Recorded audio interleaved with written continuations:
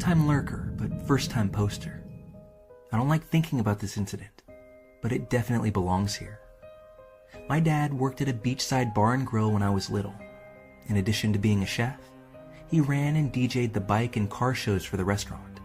The car shows were usually on Wednesdays, and the bike nights were on Friday. A small detail, but important to the story. The car shows were on a school night, so I was rarely allowed to go, but my father would often bring me to the bike nights. By all accounts, I was an adorable and pretty mellow kid, and the bikers, they absolutely loved me. And yes, you might say that this was no environment for a little girl, but I learned a lot about loyalty and friendship from being around bikers. My dad told me that some of the bikers would even call into the restaurant just to ask if I would be there that week. They'd bring small trinkets, stuffed animals, candy, all for little old me. My favorite of the bikers was a man that I affectionately called Uncle Teddy. He was a friend of my parents and an absolute mountain of a man. If I had to guess, I would say around 6'8" and 400 pounds easily. He was an ex-Marine who loved his Harley and his cigars, and every week for 5 years, he would bring me a Butterfinger and a Beanie Baby. I was 6 years old the night that it happened. My father had brought me to the bike show as he normally did, but I couldn't keep my eyes open past 8 p.m. The show didn't end until 10, so my dad had gotten into the habit of putting an air mattress in the back of the restaurant, and he and Teddy would check on me every 15 minutes. I was asleep when I felt a hand on my shoulder. I woke up to a man that I'd seen around the restaurant before, and he wasn't dressed in biker gear. He was wearing a short-sleeved plaid shirt and jeans, and he looked rather greasy, although not particularly scary. He smiled and told me that his name was Sean, that he was a friend of my dad's, and that my dad had asked him to drive me home. My parents had tried to ingrain stranger danger into me, and they told me 1,000 times to never talk to anyone that I didn't know. But this man knew my name, he knew my dad's name, as well as the nickname that everyone called me. So I totally bought it. I got up, grabbed the flamingo Beanie Baby that Uncle Teddy had given me, and started to walk towards the parking lot. Sean didn't have a bike. He had a very old 4-door sedan. He opened the back door for me, and I climbed inside. You know how in senior citizens' homes, they often have plastic-wrapped couches or chairs? That's what the back seat of his car was like, totally covered in plastic. Knowing all that I know now, it was probably there so there would be no trace of DNA left behind. Sean started to drive away, and to this day I just can't believe how lucky I got. He had parked the car behind the restaurant in a way that it wasn't immediately visible to the bike show. But as we pulled off, I saw Uncle Teddy heading through the door, presumably to check on me. He just happened to look up at that exact moment, probably to acknowledge the car, and I smiled and waved at him. Uncle Teddy didn't waste a moment. He didn't even stop to tell my dad what was going on. He got on his bike and was on that car's ass before we'd even exited the parking lot. Now, the avenue that you had to take to get to the restaurant was long, about 1.5 miles, and then you had to go down another long road before you made it to the highway. Sean saw Teddy approaching in his rear view and attempted to speed up, but at that point, he must have realized that it wasn't going to matter. He'd been seen, and Teddy had his license plate and a good description. Sean stopped the car, turned around, and told me very calmly to get out of the car. I was scared by this point, and I didn't even waste a moment before climbing out and running to my Uncle Teddy. Sean burnt rubber driving away, and Teddy held me for a moment before putting me on the back of his bike and taking me back to my dad. By the time we got back, cops had been called, and they were surrounding the place. A lot of the show had emptied out, and my dad was sobbing and screaming on the sidewalk outside of the restaurant. That's a moment that I don't think I'll ever forget. I ran up to him, hugged him as tightly as I could, and then the rest is pretty much a blur. I talked to the cops, talked to my dad. I even went down to the station and spoke to a sketch artist. I didn't make it home that night until around 2 a.m., and Uncle Teddy never left my side. An APB was put out on the vehicle, which had been reported as stolen. The sketch circulated around the local news stations, but it didn't turn up anything concrete. At one point, I was asked to look at a lineup, but none of the people shown or him. Fast forward about 8 years from that point. I was 14, and my dad decided that I was now old enough to know what had happened. Sean had been spotted lurking around the bike show a few times before that night, and was a customer at the restaurant fairly regularly. He knew my nickname because he had been watching me for over a month. He knew my schedule, and consequently, how often Teddy and my dad checked on me. When his evil plan was botched and Teddy brought me back to the show, everyone had left. I had assumed it was because the police had been investigating a crime scene, but I was wrong. They were all out looking for Sean. Teddy told them the make and the model of the car with a description of the man, and one of the guys thought he sounded like a guy that frequented one of the biker bars in town. I remember my dad paused for a long time at that point, and when I asked him what happened, all he said was, "They found him." That's all I needed to hear, and I'll leave it up to your own interpretation to parse through what it means when a group of angry bikers find someone.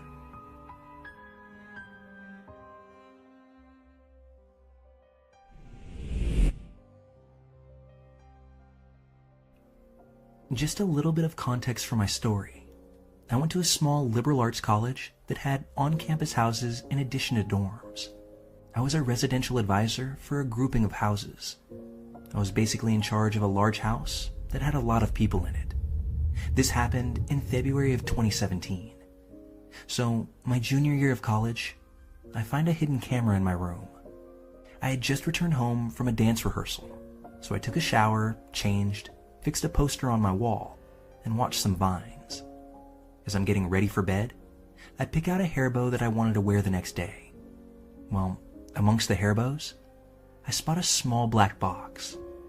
My first thought is that it's one of those funky little ant traps, and the maintenance guy left it in there, which would be weird because, in my position, I'd absolutely be aware of anything having to do with maintenance or pests. I picked it up, and it had a bit of tape on it. I peel back the tape to reveal a red light.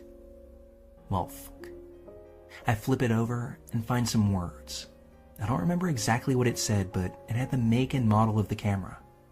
At that moment, I realize what it is, and that's when my heart drops. I run down the hall to my two good friends' room and show them what I found. We find there's an SD card left in the camera. We want to look on it, but none of our laptops have an SD card reader. No biggie. My friend works in the library and says she'll rent a reader from them. Next day, I come home from classes and take a peek at what my friends have found. Footage of me, as well as several other girls in assorted buildings and rooms. There was no compromising footage of me, for which I'm very thankful. But there was footage of some of the other girls, using the restroom and in very intimate moments. I personally didn't see all of the footage, so I don't know exactly what else was on there, but it seemed like it could have been bad. My friends then show me the footage of the person hiding the camera. Yeah, you heard that right. The person who hid the camera actually recorded themselves doing it. And worst of all, I recognized them. They were another RA on the same staff team as me. At this point, I'm freaking the f*** out. I call our boss, who's doing interviews for next year's RAs, and go, "Dude, I have to talk to you right now." I tell him the situation, and he seems calm. He says he'll take care of it, but he needs me to come to his office later that night. I agree. The next part of the evening was excruciating. I had to go to a dinner meeting for a campus organization that I was president of. I was worried that the person might come back and take their camera while I was gone, so I grabbed it and took it with me. My freshman year roommate was also there with me, and on the drive home, she asked me what was wrong. I told her and showed her the camera. As we were sitting in the parking lot, we see someone walking towards my building. And who should it be but the fucker who hid the camera in my room? At this point, I'm entering a full-blown panic attack. My friend says she'll cover for me. She'll watch the house while I just get out of there. So I book it. I hid in another building until she let me know that the guy was gone and far away. At this point, I go to meet with my boss. I tell him what happened. He looks at the footage with his boss. I answer questions for campus security. Then I answer questions for the city police. My boss and I go back to my house to make sure there were no other cameras. That's when they take the guy in question and put him in a detaining center of sorts. Basically, they put him in an unoccupied suite in a dorm on campus. I don't sleep well that night. The next morning, I have zero update on what's going on. I'm looking over my shoulder every 5 seconds, and I'm absolutely terrified that this guy's on the loose, and he's going to come after me. That's when I get a call from campus police, along with another police officer who's been 3-wayed in. They tell me that the guy's not being allowed out of the dorm, but that I have to answer more questions for this police officer. They tell me what they learned from the guy. He'd begun this voyeuristic shenanigan by hiding the camera in one of his frat brother's rooms and managed to film him having sex. After that, he went and took his camera into the women's bathroom, as well as bedrooms of his female residents. I don't remember how many, but there were at least 7 people that he filmed. The police arrested him, and he sat in jail for 3 days before he was released to go get his stuff from the school and head to his hometown until the school had their trial. During this time, the school told our staff that he would no longer be there for the rest of the year, but they refused to give any details on what had happened, or let me tell anyone.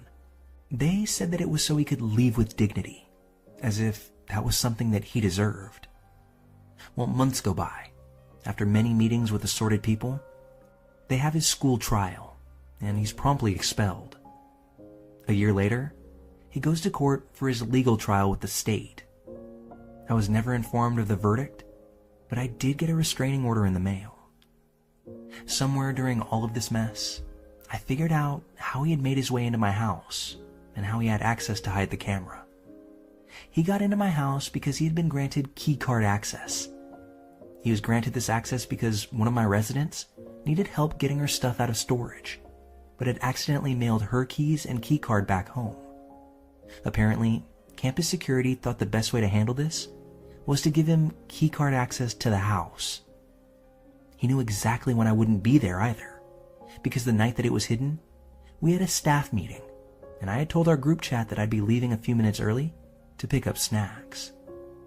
He knew where I was going, and that I wouldn't be home. And it sickens me to think that before he hid that camera, we were all laughing in our meeting together. And in all the subsequent meetings after he had hid it, he just acted completely normal, as if he wasn't in the process of violating my privacy. In the years since, I don't waste much of my time thinking about this creep. Whatever shits and gigs he got from perving out on me were short-lived, and likely cost him much more than just being expelled from school and a few nights in the slammer. I've heard of cases where the people that do this type of thing get put on registry lists for the rest of their lives, which seems sort of like poetic justice here. I hope that seeing a few girls in their panties was worth everything that came with it, dude.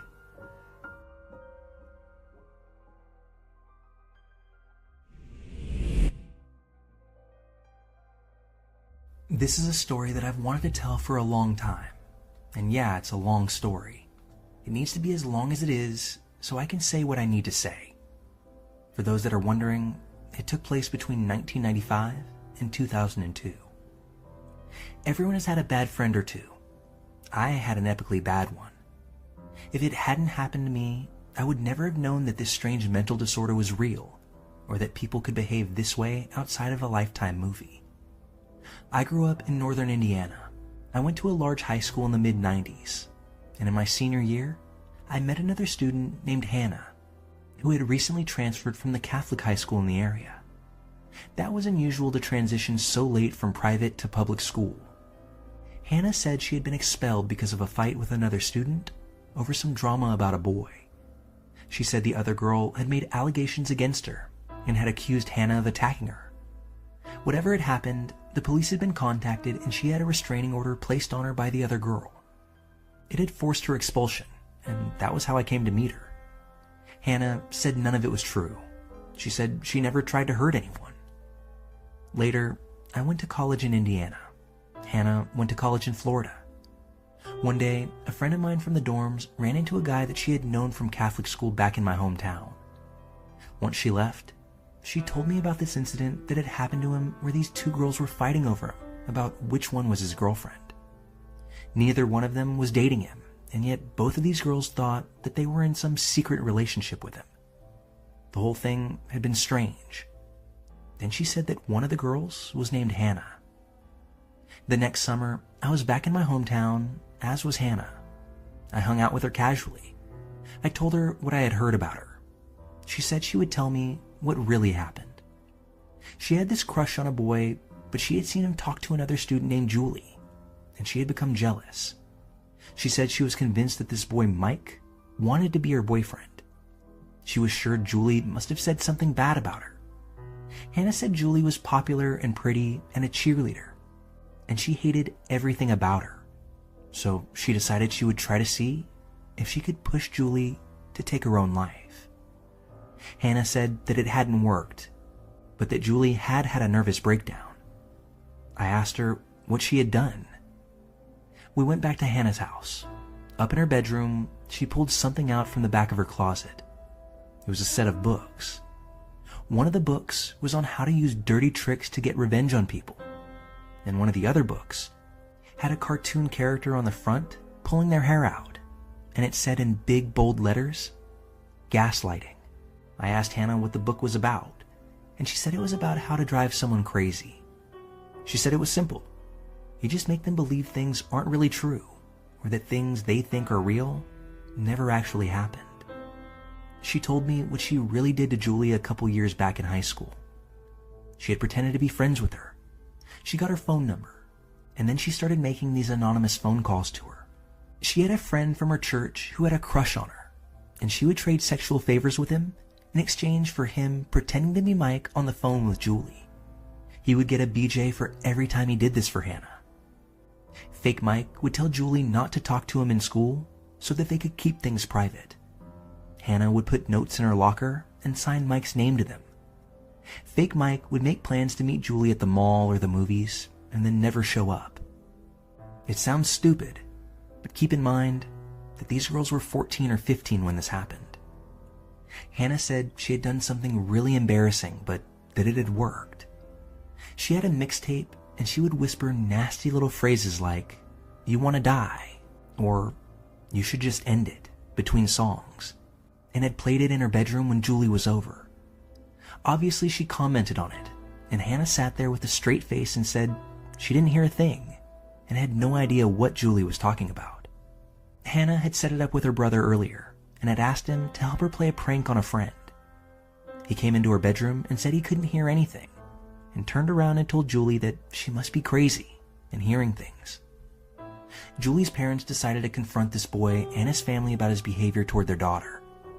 Mike had no idea what was going on, and because her parents had confronted Mike about something that he was never doing, Julie had been publicly humiliated at her high school, and everyone was talking about just how crazy she was.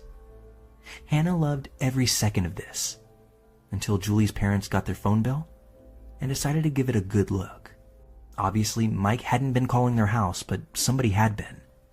They had numerous anonymous phone calls. They checked it out and found out they were all coming from Hannah's home phone number. Julie confronted Hannah about it at school, and that was when something violent happened between the two of them in the stairwell. Julie said Hannah had started screaming at her that Mike was her secret boyfriend. Hannah was angry about that. She said Julie made that part up to try to get back at her and embarrass her for what she had done. She said Julie was exaggerating about what had happened in the stairwell, and it had been an accident. She said she never tried to push her over the railing, but she had merely bumped into her. Hannah wasn't embarrassed about this. She was actually proud of it. The only thing that upset her was that she had been caught, but she said that most of the people at her school still thought that Julie was crazy, so she considered it a net win. Hannah didn't have anything to say in her defense, just that when she liked a boy, she would do anything to be with him. A year later, both Hannah and I were both temporarily living back with our parents, sort of adrift. Hannah had been kicked out of her dorm over an accusation made by another student, and she had never completed her degree. She had started hanging out with some old friends from high school. One of those former high school friends was a young woman named Kelly, who Hannah had been pretty good friends with.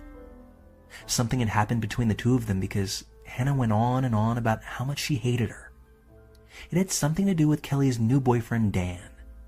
Hannah insisted she was using him in some bizarre plot to make another man jealous, and was worried that she would hurt him because she had found out about an STD that she had. I drove by her house one night, and there were 2 police cars out front. I went home and called her, and she said she couldn't talk. I went over and saw her the next day. I thought their house had been robbed or something. But no, the police had been there to talk to her about an incident that had been reported.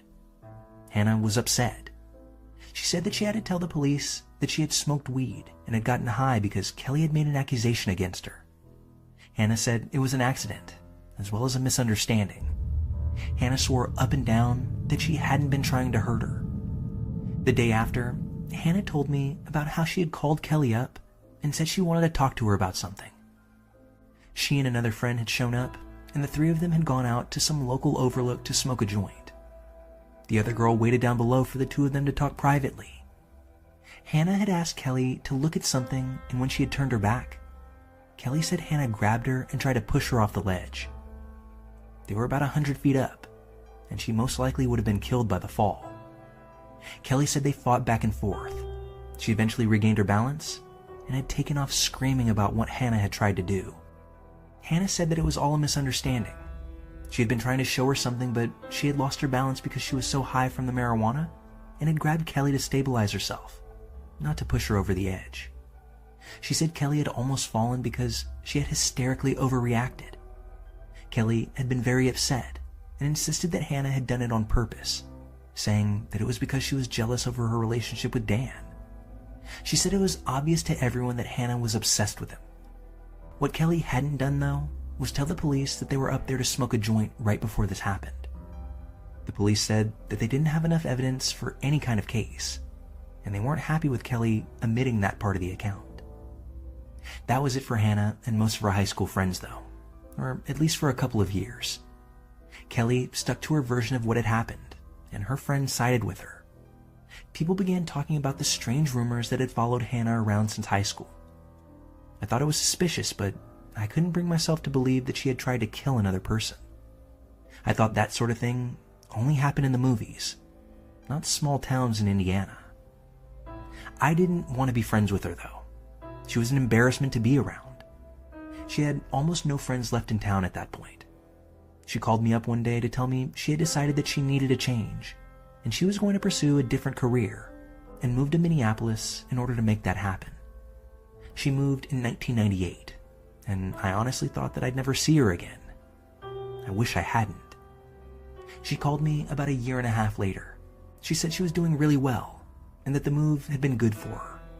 She said she had made friends, and she had met a boy and was completely in love. She said that this was the guy she was going to marry. His name was Dan, and she told me that he was the guy that had gotten her interested in punk rock, as well as heroin. I kind of paused when she said that. Now, I wasn't any kind of angel in my 20s, but I never even dabbled in hard stuff like that, and it didn't sound good. Hannah insisted that it wasn't a habit. She said it was amazing and easy to control as long as you were careful.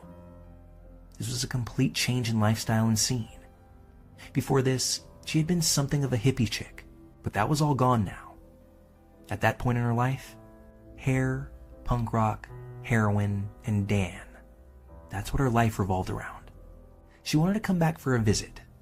We ended up going to the mall, and she stopped at a kiosk, saying that she wanted to buy a cell phone. She lived 8 hours away in a completely different state with a completely different area code. We got into a small argument about it. Now, back in 2000, cell phones were purchased and billed from your local area code, and you paid through the nose if you were roaming. Hannah said to just drop it because she had done her research, and it would be fine. She bought the phone and listed her boyfriend Dan as the main user on the registration. When she left to go back home, I noticed that she had left her curling iron behind, and I thought I would surprise her by calling her new cell phone. She had set it up at my house, and I got the number from the caller ID. No one picked up, though. Instead, it went to an answering machine for Dan. The same Dan that had been dating Kelly years earlier, and the same Dan that Hannah had been accused of being obsessed with. There was no doubt about who it was. I hung up and I wondered why she had lied to me about who her boyfriend really was. A couple of minutes later, Hannah called me back on our original cell phone. She played it off as a coincidence that I had just called that other number. She said she had run into hometown Dan and his friends, and he had lost his phone, so Hannah had done him a favor and given him the one she had just purchased. I said how strange it was that she would buy a phone for her boyfriend Dan, only to run into someone else with the same name and give it away instead. Now, Dan's name is pretty common, likely one of the most common names for men of my generation, and Hannah joked about how many different people she knew with that exact same name. But a couple of months later, she called. She wanted to visit again in summer. No matter what she said about being in control of the heroin use, it was obvious that it had become a full-fledged habit. Things had taken a turn in her life. Her boyfriend Dan had moved to Chicago. Hannah said that he was still in love with her, and they were still together, but that something had happened with his ex-girlfriend, and they were taking a break, and only seeing one another privately. Hannah said he was trying to protect her. According to Hannah, his ex-girlfriend had refused to accept their breakup, and had been stalking Dan for months. It was one of the reasons that he had moved. Allegedly, the ex had overdosed on heroin, and had tried to take her life when she found out that Hannah and Dan were together. That was the reason that they had decided that they had to keep their relationship a secret. That was why Hannah was really in town. Dan was going to be coming later to join her, and they had set up a get-together. I wanted to meet him, but Hannah said that he wouldn't act like her boyfriend when other people were around. I started to question her. That's when she got angry and said she wouldn't let me meet him because I wouldn't understand their relationship. We got into a fight. I told her to get out of my house and made it clear that I wanted nothing else to do with her. That lasted for about a year, and that's when her mother called me. She said that Hannah was living with them in Atlanta because something very bad had happened in Minneapolis. Hannah didn't have any friends left. Her mother straight up begged me to please forgive her so that she could have someone to talk to. She said that Hannah had spent 3 months in rehab and was off the heroin, but emotionally she wasn't doing well. The mom said that she had to make a trip back to Minneapolis to take care of some things and pick up her stuff. Her mother was worried about being back there and being around old friends. It would likely trigger her use again. She said it was important that Hannah not relapse.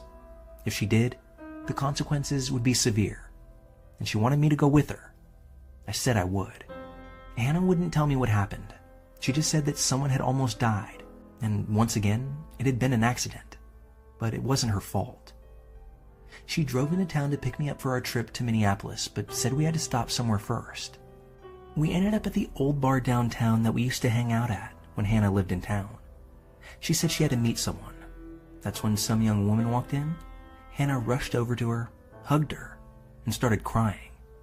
She was apologizing all over the place and kept telling the girl that she needed her to realize that it had been, guess what, an accident. The woman said she forgave her, but that her life had been difficult since what happened, and she couldn't have anything to do with Hannah anymore and could no longer be friends with her. Hannah asked if she had ever spoken to her ex-boyfriend and had a chance to work things out with him. The girl said no. He was mad at her, and he refused to talk to her. Hannah said that he had a new cell phone, and she gave her the number just in case she changed her mind and wanted to get a hold of him. That's when the girl left, and I was left there sitting totally confused by what I had just witnessed. I was really uncomfortable with what I had heard. I asked Hannah if the ex-boyfriend she was talking about was hometown Dan.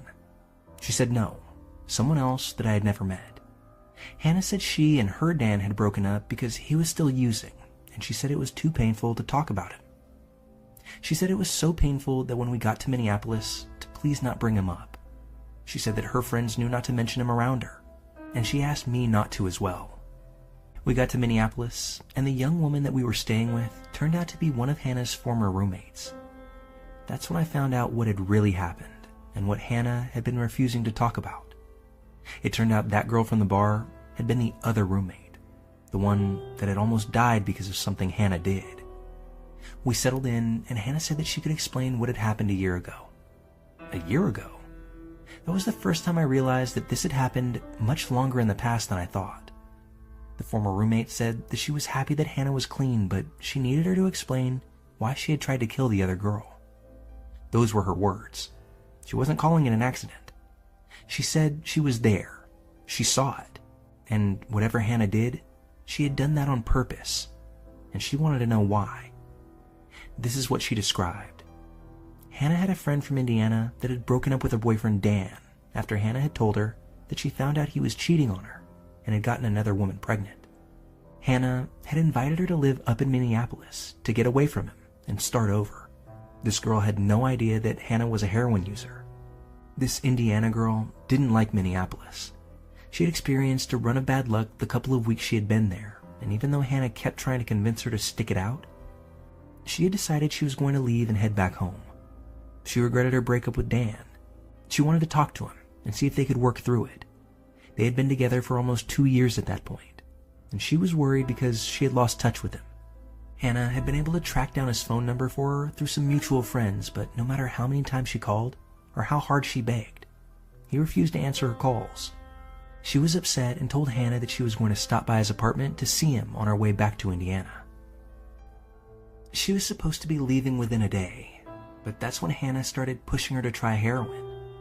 The friend was scared, but eventually gave in after Hannah promised she'd be safe and only take a small dose.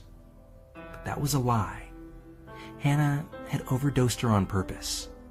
She had bought more heroin than usual, prepared an excessively large dose, and then injected her friend, who nearly immediately stopped breathing.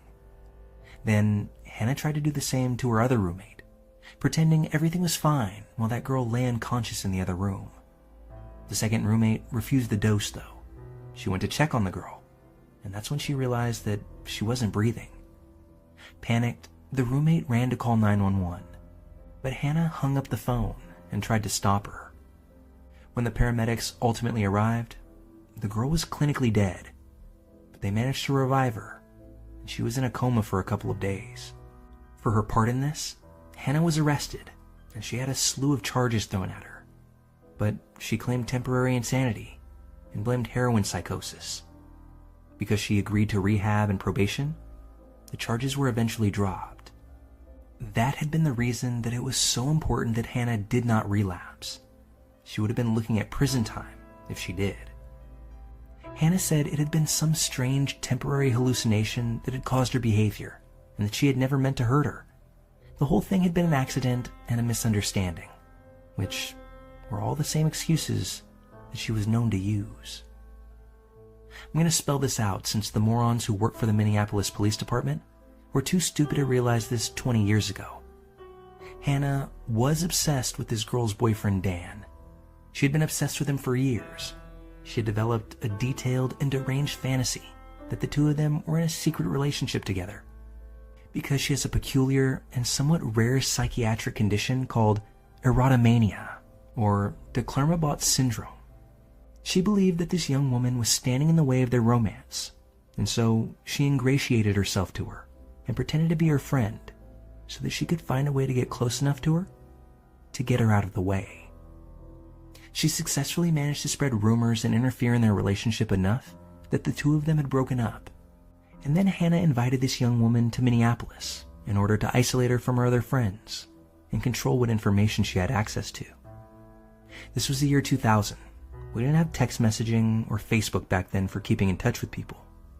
She lulled this girl into a false sense of friendship and security so that she could manipulate her and ultimately get close enough to hurt her. When she realized that she was still in love with Dan and wanted to talk to him, Hannah realized that she would eventually find out that the rumors she had told were not true and that Hannah was the source. She purchased a cell phone in Indiana and made a recording of Dan's answering machine message so that she could impersonate him on the phone, and so the young woman would believe she was in contact with him. She never knew that Dan never got the messages she was leaving. Hannah was using that to spy on her. When she said she was going to go back home and show up and see if Dan would talk to her in person, Hannah knew that meant that she would find out she had given her a fake phone number and that she had gone to extreme lengths to prevent her from speaking to him, and it would have been obvious why. Hannah tried to talk the girl into trying heroin because she planned on killing her and her other roommate because that would be a good way to make it appear to be an accident.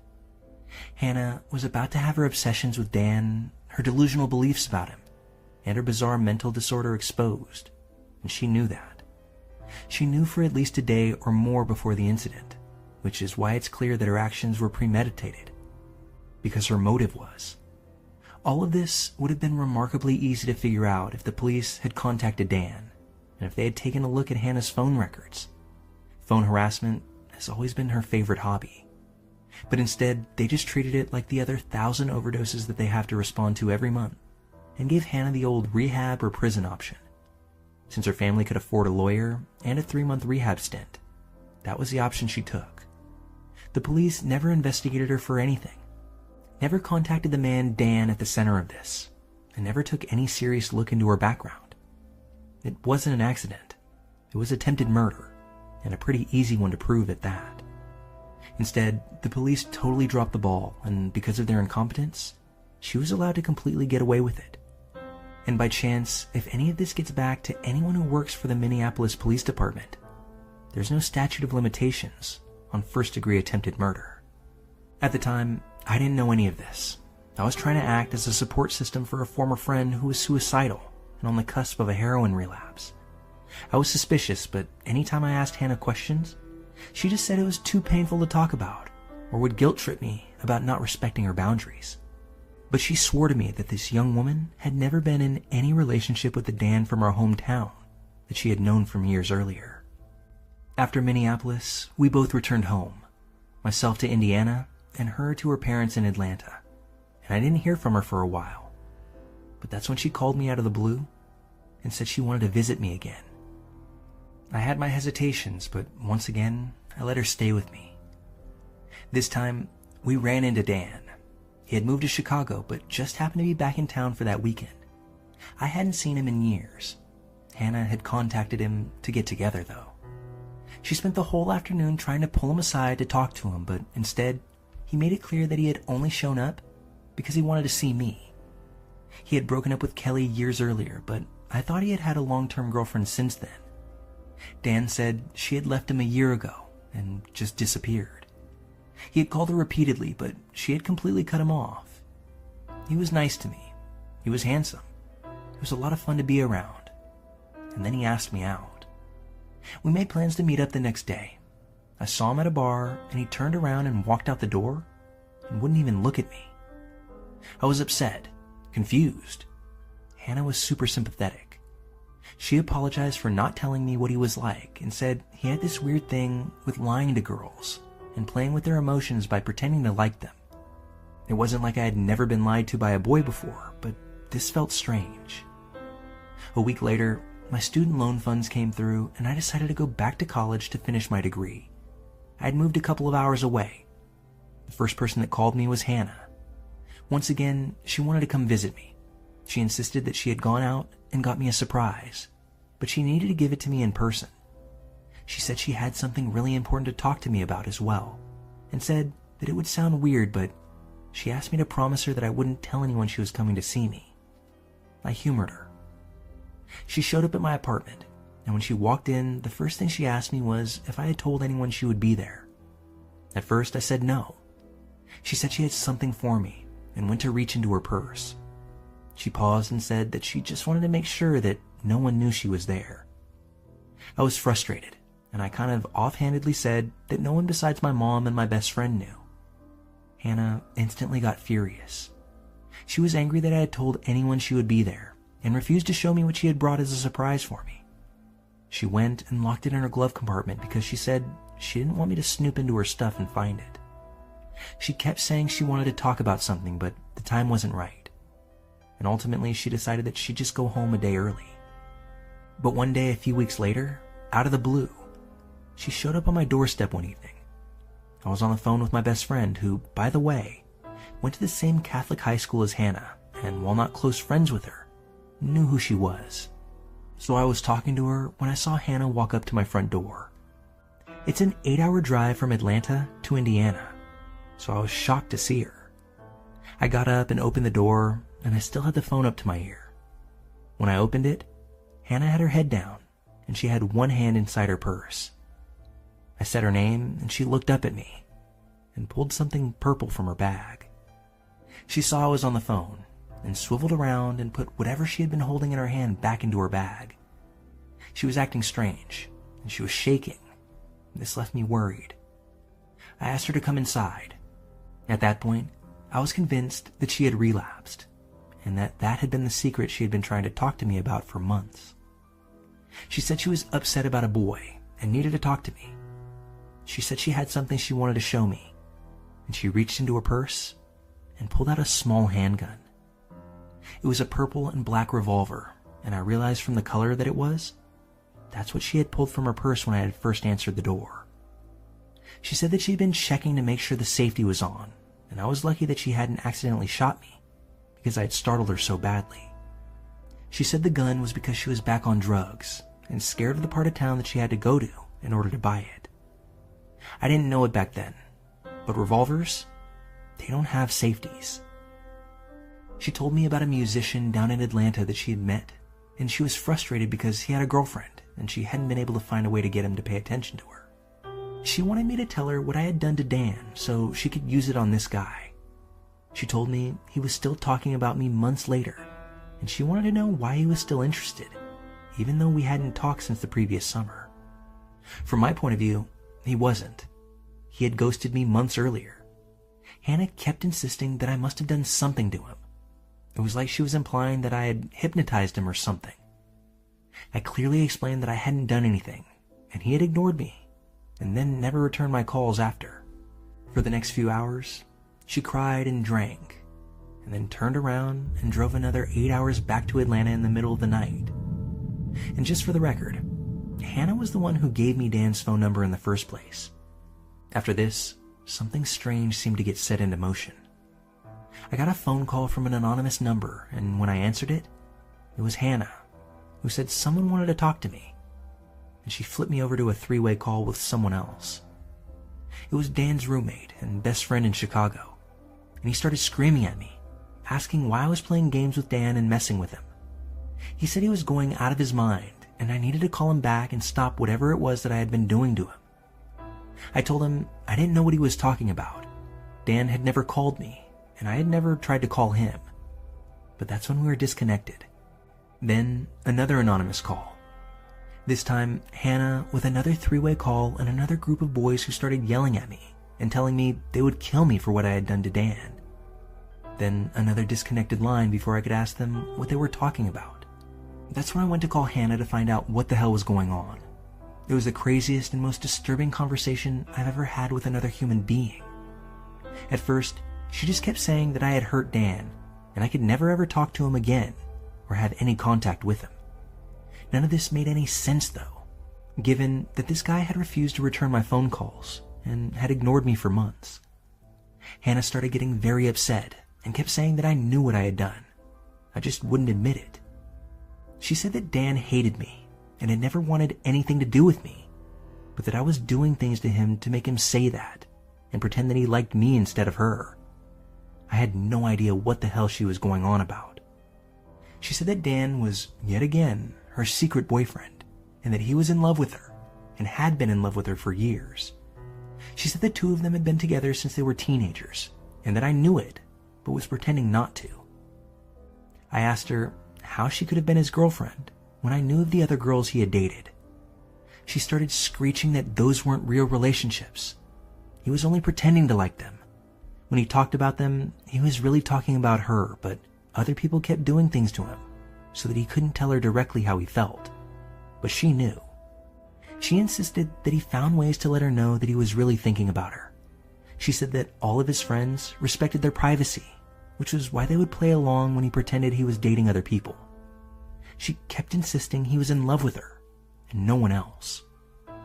She said she was sick of people pretending to be her friend and then stabbing her in the back by going after her boyfriend, and she said she wouldn't be putting up with this anymore.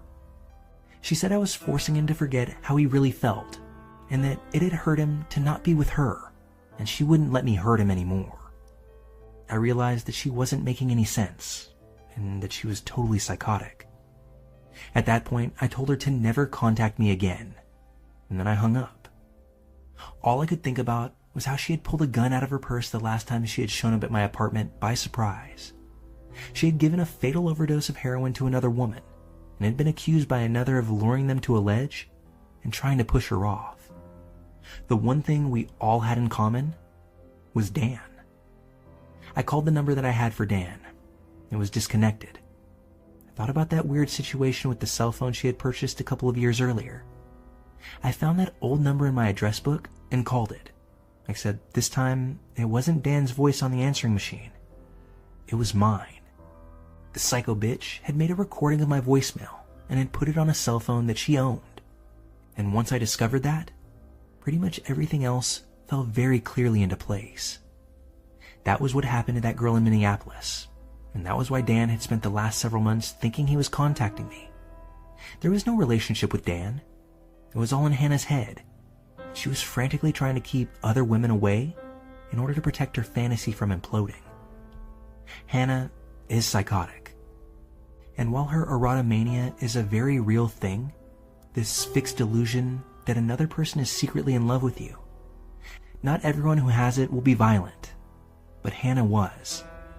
In some cases, other people are used in strange psychotic dramas and vicious smear campaigns that are aimed at trying to rearrange reality so that it conforms with the delusions inside of their heads. The people that are perceived as standing in their way can be the victims of extreme violence.